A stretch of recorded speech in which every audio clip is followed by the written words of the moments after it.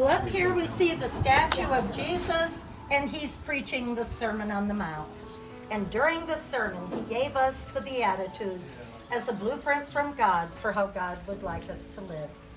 Father wrote the words of the Beatitudes out of letters of gold mosaic, and he mounted them on a background of malachite copper. Anywhere in the grotto that you see gold writing, it was all done by Father Doberstein. The gold lettering material he ordered from Venice, Italy. That was made in Venice by taking very, very thin sheets of 23-karat gold leaf and adhering them to glass. And Father would order it in bulk. He got it in sheets. When he received it, he would cut all those little squares himself and then form them into the letters, making the words. So as you see, he had a lot of patience. Well, now when you look to the rocks above, the great big white one in the middle that points up is a stalagmite, and that came from the Carlsbad Caverns in New Mexico. And of course, since that became a national park, it's against the law to take things out. But Father was on an early rock hunting trip out west when he met Jim White. And Jim White is the person who discovered the Carlsbad Caverns. Jim gave him that big stalagmite as a gift, and it weighs 2,300 pounds. Now to get it up there. Well, they did not have a crane here at the grotto. They did everything by hand. So Father and Matt built a large ramp out of rocks and dirt that started way back by the church, and they had a pair of donkeys and a lot of people in the front with ropes full.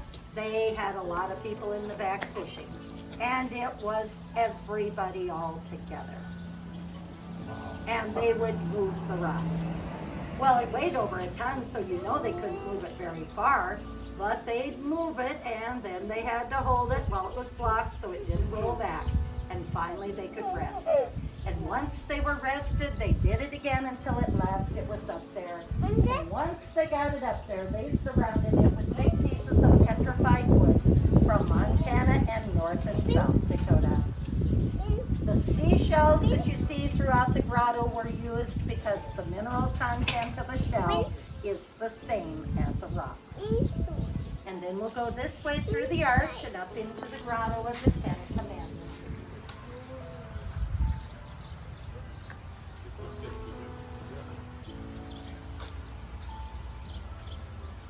Well, right up there on the ceiling, you can see some small white stalactites. Those are growing naturally on their own, and those have formed since this was built from the way the snow and the rainwater mixes with the minerals in these rocks as it drips. And these little natural ones are growing here and there all over the grotto. So I always say Father built caves, and they act just like real caves. Well, then we can go back here underneath here, and you can sit on the benches if you'd like. Well, in this grotto of the Ten Commandments, Father tells us two stories about them.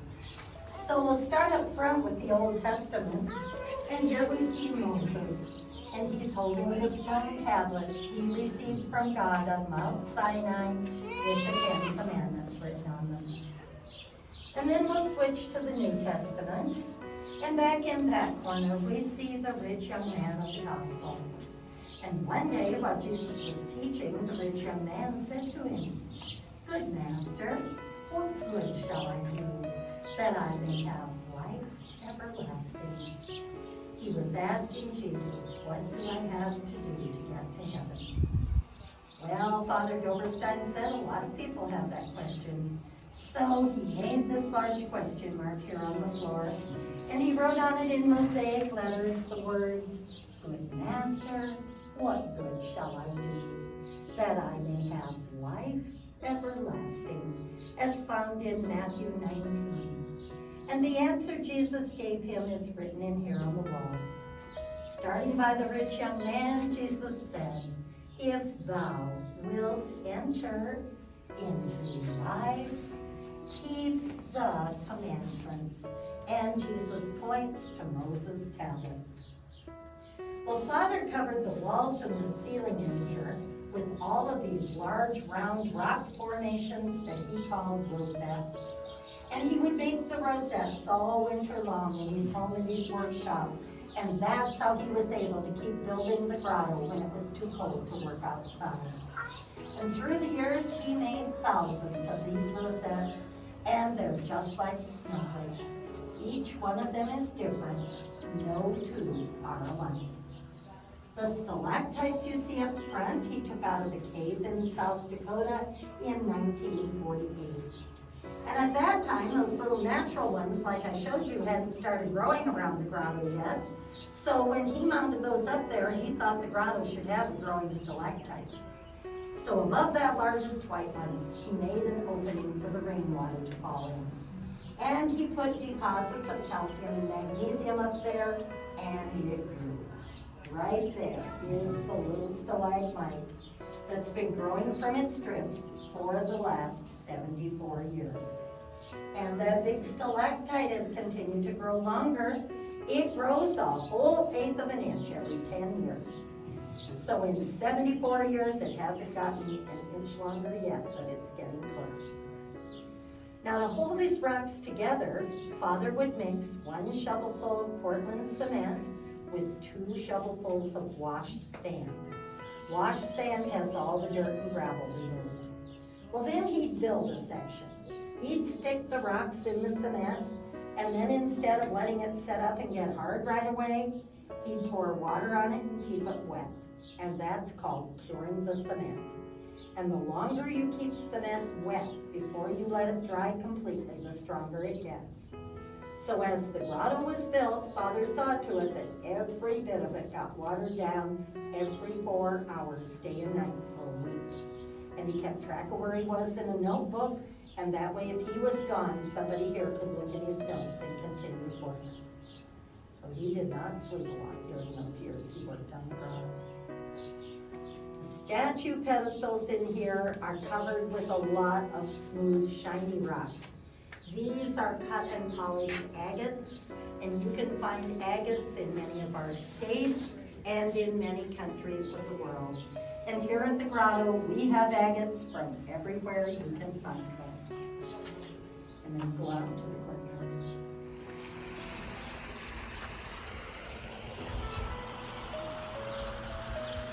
That's built over the grotto we just came out of. And that arch is the very last bit of construction that was done to the grotto, and Father Graving built that in 1990. Father Doberstein had always intended to build that arch, he just didn't have enough time. So one day in 1951, he brought Father Graving down here. He told him what he wanted the arch to look like, and he asked him if he'd build it for him sometime. And of course, Father Graving promised he would. But then it took him another 39 years to find the time to do it. And so it was 1990. By then, Father Graving was retired from the priesthood. He was full-time director of the grotto. So he and his helpers worked up there from May to October that year and built the arch. And the grotto was started and completed in the very same place. And the statue that you see right here represents the conquest of good over evil. So we see St. Michael the Archangel, who's representing good, crushing the head of Lucifer, the fallen angel, who represents the devil or evil under his foot. And then we go this way into the second grotto.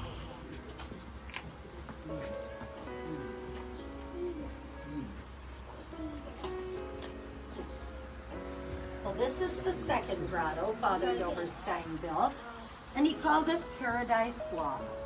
And it tells us the story of the Garden of Eden. So we see Adam, Adam's over here. We see Adam up in that corner. Eve is here, and up above is an angel with a fiery sword. And the angel is forcing Adam and Eve to leave the garden because of their disobedience. Now this brown column represents the tree of knowledge on which the forbidden fruit was growing. And it also symbolizes the obedience that God asked of Adam and Eve. He had given them the gift of life because he loved them so much. And he just wanted them to show him their appreciation for that gift by obeying him. Well, Adam and Eve didn't have any problem obeying God. It was that devil who had a problem.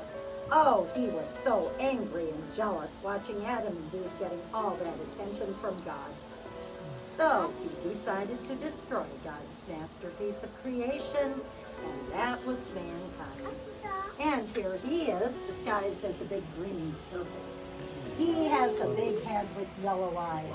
His large body is wrapped around the other tree, and there's his long tail. Well, he tricked them, he lied to them, he told them that they could eat that fruit off the tree, and if they did, they'd be just like God. And they believed him and they ate the fruit. And their disobedience lost them not only their friendship with God, but also their right to heaven. And not just for themselves, but for all of us. But at that time, God also made a promise that one day he'd send a Redeemer to repair the damage done by sin, someone who would reopen heaven so we could all go. So right there, Father placed a small plaque of the Immaculate Conception. And the reason it's so small and in the background is because at this point in time, this was only a promise. But we know that when God makes a promise, it's the same as having it. Well, as you walk through the grotto, you'll see a lot of these pink rocks. This is rose quartz from South Dakota. And when you look at the border around the top, you can see that Father used the rose quartz to make those scallopy formations. Around those formations are a lot of rocks that have been cut in half that have hollows in them. Those are Iowa geodes, and that's Iowa state rock. Now the statues here at the grotto, there's a total of 59. 54 of them were made in Italy out of white Carrara marble. Carrara marble is the finest and hardest marble in the world. And Father Doberstein was also very particular about all of these life-size statues around the grotto as to how those would be posed and would look when they came here. So he posed for them. He had someone make drawings of these statues posing the way he was, and the drawings were sent to Italy. But for the grotto itself, not one thing was ever put on paper. He never drew any pictures of the grotto or any blueprints for the grotto. He could just see it in his mind, and everyone worked from the directions he gave them from his mental image. And he could be creative if he needed to, because as he worked on the grotto, there were times that he couldn't find either enough rocks or even the right color to finish what he was building. So at those times, he would either use something else or he'd make something. Well, by the time he was in here, he'd been in the United States for 30 years, and he was getting homesick for the mountains of Germany. So he started to build mountain streams in his grottos to remind him of home. He just couldn't find a rock that looked like water. So he looked for something he could use that did, and he decided it was the Coca-Cola bottles they had back then. In the 1920s, 30s, 40s, Coke came in glass bottles that blue-green color. So he would gather Coke bottles here. He melted them in a kiln, poured the liquid glass into thicker, flatter molds, and when it was hard again, broke it into pieces and cemented the pieces into the mountain streams for water. Where there's a will, there's a way. And we'll go out that way.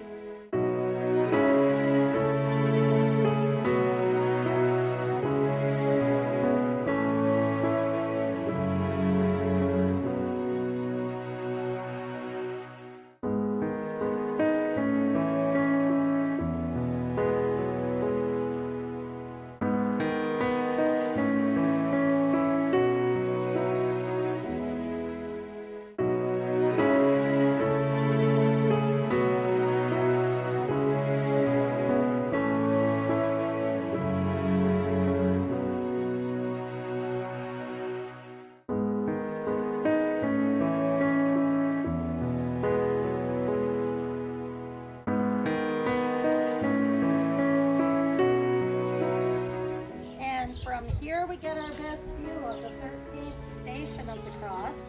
That's also the highest point here at the grotto. It's 40 feet up there. And the statue of Jesus being laid in the arms of his mother is similar to the Pietà, which stands in St. Peter's Basilica in Rome. When you look right below the bottom of the big cross, you can see a large circle with the colors red and gray in it. And that's a big cross section of a tree trunk from the petrified forest in Arizona. Now, Father Graving is the one who built the 13th station. He was able to get 6 large pieces of that petrified wood. But he did this in the 1950s, and that was a national park by then. In order for him to be able to take six large pieces out of there, he had to get special permission from the United States Interior Department. We'll see those other 5 pieces when we get down to the Grotto of Bethlehem. We'll head this way to see the rest of it.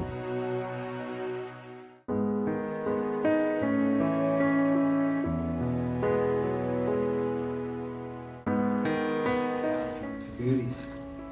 I like how they engrave the dishes in them.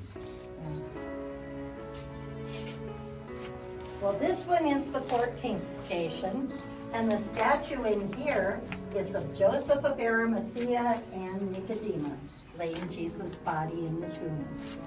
And this statue is the greatest work of art that we have here at the Grotto, because this was carved from one single block of the Carrara marble. So this is not 3 figures put together. This is one statue, one piece. And Father got this in 1948. At that time, the cost of that statue, including the shipping charges from Italy, came to $4,200. And today that amount will even pay the shipping charges on it.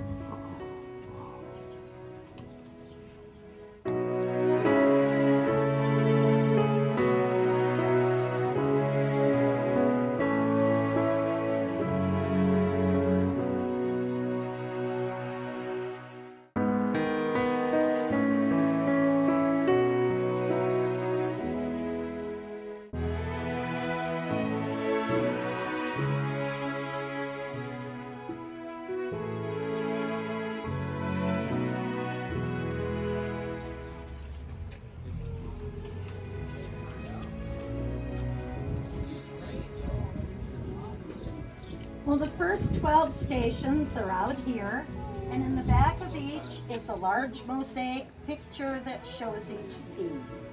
These mosaics were made in Venice, Italy, and Father received them already put together. He just had to mount them. Now, he outlined the first 11 of these stations using brown jasper, and he chose that gloomy brown color to symbolize the harshness of the pain and the suffering that Jesus went through during his trial and his walk to Calvary. And then we get up here to station 12. This one is Jesus dies on the cross, and this one Father outlined with white rocks, and he did that to show the importance of that event, because that's what reopened heaven, so we could all go. And as you're walking through the rest of this part of the grotto, you can also see a lot of the different shapes and sizes of seashells that Father used to finish his rock formations.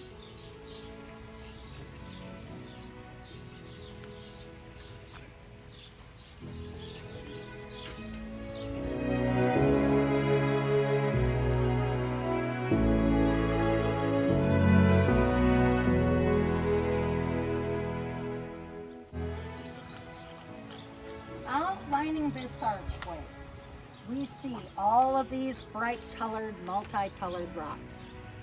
We call these rocks Doberstein rocks because Father got creative again and made them. He was building the stations of the cross during the years of the Great Depression. And during those years, he wasn't always able to pay the shipping charges on his train car loads of rocks.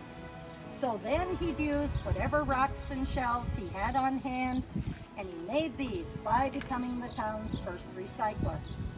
Well, back then they didn't have plastic. Everything came in glass. Everybody had a lot of old glass jars and bottles to throw away. Father asked the whole town to save theirs for him. He brought it here, he melted it in his kiln, and then he got crayons.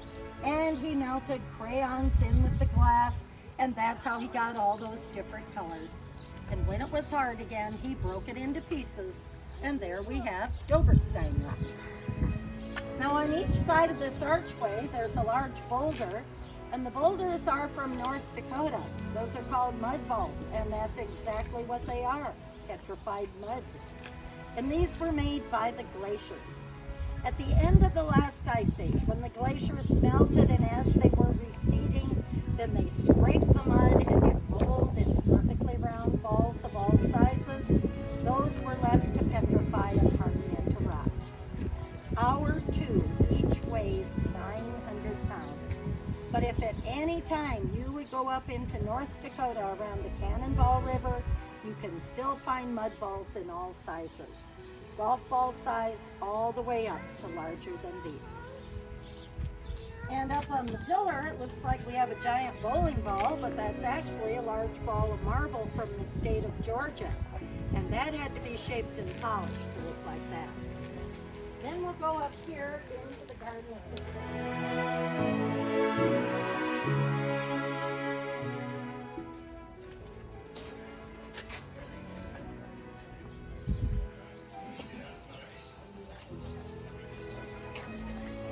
On the night after Jesus had eaten the Passover meal with his disciples, he went to the Garden of Gethsemane to pray.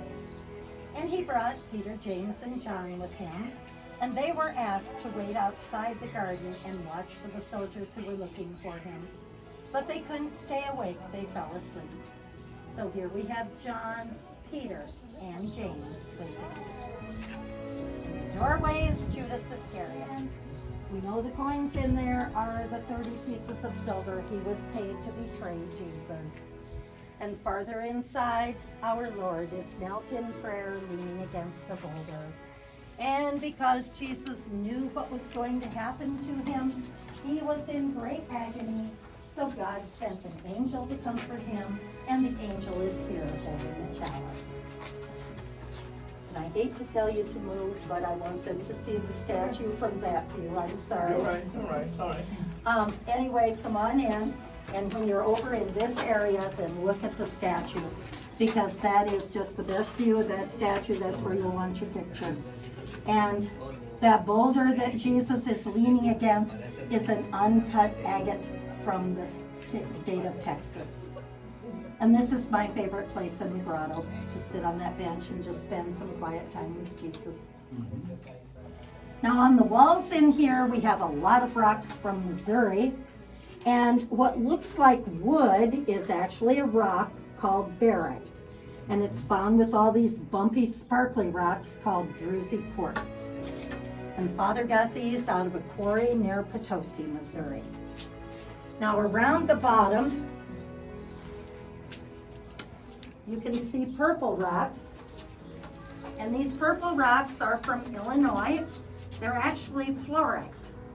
And fluorite is a quartz-like rock, very pretty but not as valuable as amethyst, which is why Father used it outside.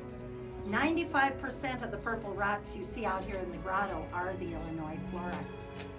Now over in the church in 1927, Father built a Christmas chapel completely out of rocks. And in the wall of that manger scene, he placed a 300-pound piece of amethyst from Brazil.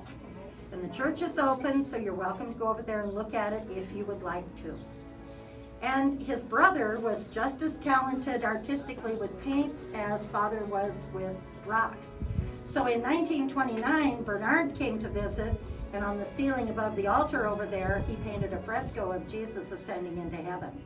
And the colors on that are just as bright as if he'd just done it. So you are welcome to look at that if you would like to and have time.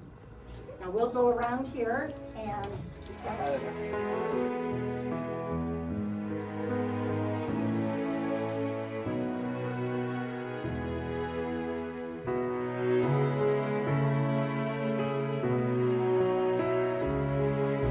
roses. And Father Doberstein used those desert roses to build the stairway that doesn't go anywhere. And he said he did that to symbolize that you can't get to heaven on a bed of roses. And then we'll go this way up the ramp.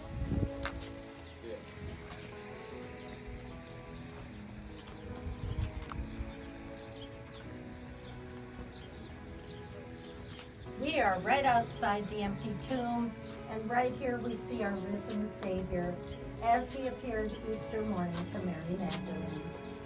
She was the very first person to see him on that first Easter morning. And more of the natural stalactites on the ceiling. And for those taking pictures, behind is the best view you can get of Gabriel announcing the birth of Jesus in Bethlehem.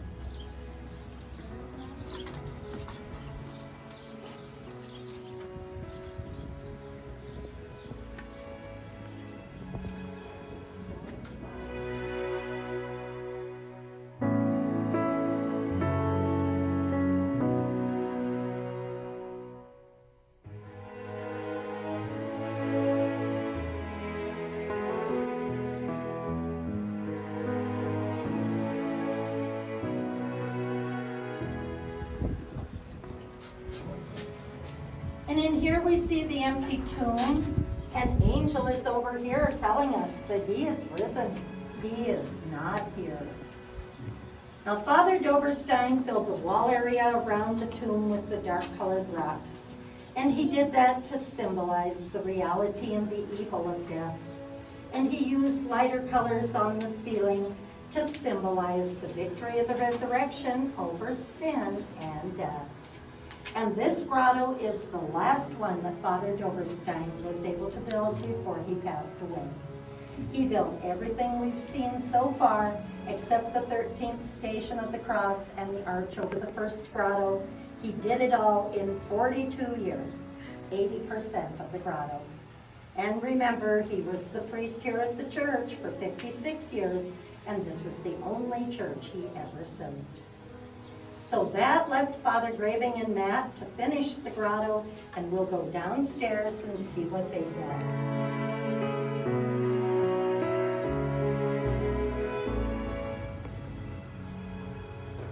Well, this one is the Grotto of Nazareth, and this was built in 1955. That was the year after Father Doberstein's death, and that year, Father Graving got moved to another church, so Matt had to build this one by himself. And this one symbolizes Jesus' boyhood home when he was 12 years old. So he's sitting there reading a book that says, "Follow me." And in that corner, we see his father here on earth, Joseph the carpenter. He's leaning against his workbench holding a saw. And right here is his mother stirring up a meal for her family. The inside of this grotto is finished with white quartz, and this was used to symbolize the virtues and the purity of the home, and the fireplace is made out of granite from St. Cloud, Minnesota. And then we'll go next door.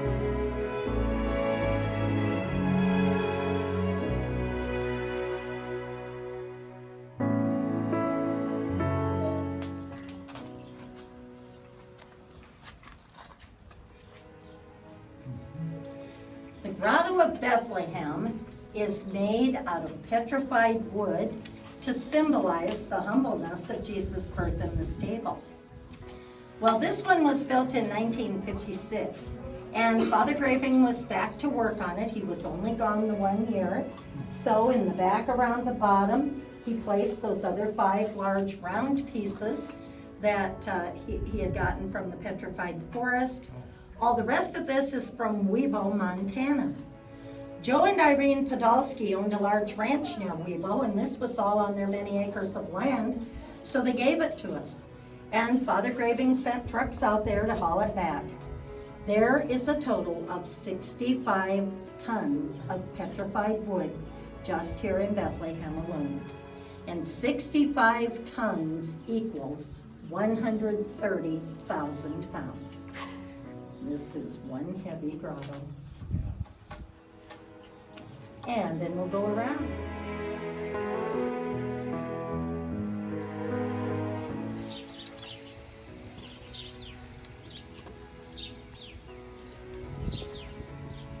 Well, as you see, he was not a very large person in size at all.